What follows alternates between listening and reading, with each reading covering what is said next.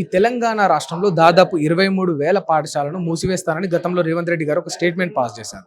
దీని ద్వారా తెలంగాణ విద్యా వ్యవస్థకు ఆ విద్యను అభ్యసించే అణగారిన పేద వర్గాలకు గ్రామీణ ప్రాంతాల్లో ఉన్న వారికి ఒక తీరని నష్టం జరుగుతుందని విద్యావేత్తలందరూ కూడా వాళ్ళు చాలా స్పష్టంగా చెప్తా ఉన్నారు.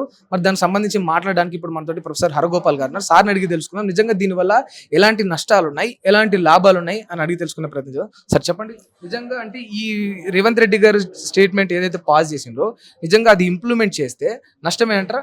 అంటే దాన్ని ఆచరించడము కొంత కష్టమే, కానీ ఆలోచనే ప్రమాదకరమే.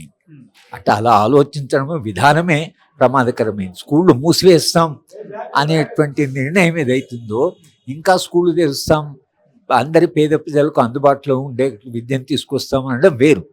కానీ స్కూళ్ళు మూసి నాణ్యమైన విద్య కొరకని 27,000 స్కూల్ని మేము 4,000 స్కూల్ చేస్తామనేది అది ప్రమాదకరమైనటువంటి నిర్ణయం. అది అప్రజాస్వామిక నిర్ణయం కూడా. అంటే ప్రజలకు విద్య అందుబాటులో లేకుండా కేవలము దీని ద్వారా నష్టమే ఉందంటారు. అంటే ఎలాంటి లాభాలు ఏవి ఉండే అంటారు భవిష్యత్తులో? ఏం లేదు, ప్రయోజనం ఏం లేదు. ప్రయోజనం ఎందుకంటే పిల్లలకు విద్య అందుబాటులో ఉండాలి. గ్రామీణ ప్రాంతాల్లో పేద ప్రజలు పెరుగుతున్నారు. మీరు ఎక్కడో 10-20 కిలోమీటర్ల దూరంలో స్కూల్ పెట్టి, లేకపోతే 25 కిలోమీటర్ల దూరం పెట్టి మీరు అందరినీ అక్కడ తీసుకుపోతాం, మీరు అందరూ అక్కడికి రాండి అంటే గ్రామీణ ప్రాంతంలో పేద ప్రజలు అసలు స్కూల్ పంపడమే చాలా ఆలోచిస్తారు.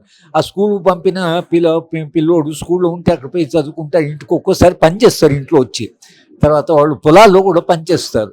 మీరు ఉదయం 7 గంటలకు పోయి రాత్రి 7 గంటలకు వస్తే రావడం అవుతుందో అది వాళ్ళకు అంగీకారం కాదు. రెండవది, తెలంగాణ ప్రజల ఆకాంక్ష. తెలంగాణ ఉద్యమ కాలంలో కేజీ టు పీజీ ఉచిత విద్య అనేటువంటి నినాదం మీద కదా తెలంగాణ జరిగింది.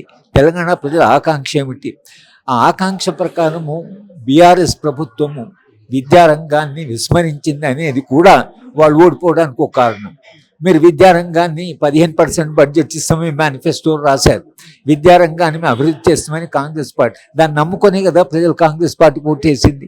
మరి తీరా మీరు అధికారంలోకి వచ్చిన తర్వాత స్కూళ్ళ సంఖ్య తగ్గించి మేము అసలు 4,000 స్కూళ్ళు తెరుస్తామనేది అవుతుందో అది మీరు చెప్పిన మేనిఫెస్టో ప్రకారమే ఉందా?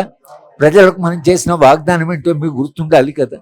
కనుక మనం ఇవాళ మేము విద్యా పరిరక్షణ కమిటీ తరఫున తెలంగాణలో 100 మంది విద్యావంతులు, తర్వాత మేధావులు, ప్రజలు గౌరవించేటువంటి వాళ్ళు ఎవరుతున్నారంటే ఒక 100 మంది ఈ అంటే పౌర సమాజంలో గౌరవించే వాళ్ళందరూ కూడా సంతకాలు పెట్టి ఇవాళ ఒక ఓపెన్ లెటర్ ముఖ్యమంత్రి గారికి రాసి ఇది పౌర సమాజం యొక్క అభిప్రాయం. అంటే ఇప్పుడు మీరు ఇంత ఓపెన్ గా లేఖ రాసినామని చాలా స్పష్టంగా చెప్తా ఉన్నారు కదా సార్, దీని ద్వారా ఏమైనా ప్రభుత్వం స్పందించే పరిస్థితి ఉంటుంది అనుకుంటున్నారా? ఇప్పుడు వాళ్ళు స్పందిస్తారా లేదా అనే ప్రశ్న కాదు ఇక్కడ. మనం స్పందించం కాదు, మనం స్పందించాలి. ముందు మనం స్పందించాలి కదా.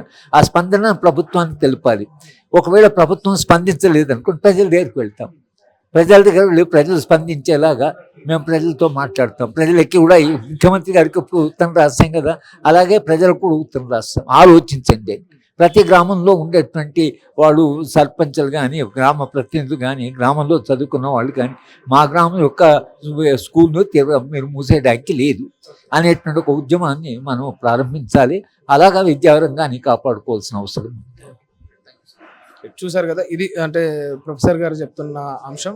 అంటే ప్రభుత్వము ఈ లేఖకు స్పందిస్తుందా లేదా అనేది మాకు సెకండరీ పాయింట్, బట్ ప్రజలు స్పందించాల్సిన అవసరం ఉన్నది. ఎందుకనంటే ఈ యొక్క సమాజంలో ఏ ఒక్క చిన్న విషయం జరిగినా కూడా అంటే ఎలాంటి పరిస్థితులకైనా కూడా సహజంగా సమాజం నుంచి కొంత వస్తుంది, ఒక స్పందన అనేది వస్తుంది. అలాంటి స్పందన ఇంత పెద్ద విద్యా వ్యవస్థ, ఇంత పెద్ద విద్యా రంగాన్ని, ఇన్ని వేల పాఠశాలను మూసివేస్తానని స్టేట్మెంట్ పాస్ చేసినప్పుడు వాళ్ళ పిల్లల యొక్క భవిష్యత్తు ఏమవుతా ఉంది, వాళ్ళ యొక్క అక్కడ చదువుకునే పేద వర్గాలకు విద్యను ఎట్లా అభ్యసిస్తారు అనే ఒక ఆందోళన, అనే ఒక భయం అనేది తల్లిదండ్రులకు నిజంగా లేకుండా పోయింది. కాబట్టి దీన్ని అంటే తక్షణమే సీరియస్గా తీసుకొని ప్రజల్లో అవేర్నెస్ రావాలి. అటు పిల్లల్ని మంచి విద్యను అందించాలంటే వాళ్ళ తల్లిదండ్రులు కూడా సీరియస్గా ఉండి ప్రభుత్వాన్ని ఈ విషయంలో స్పందించాల్సిన అవసరం ఉందనేది చాలా స్పష్టంగా చెప్తా ఉన్నారు.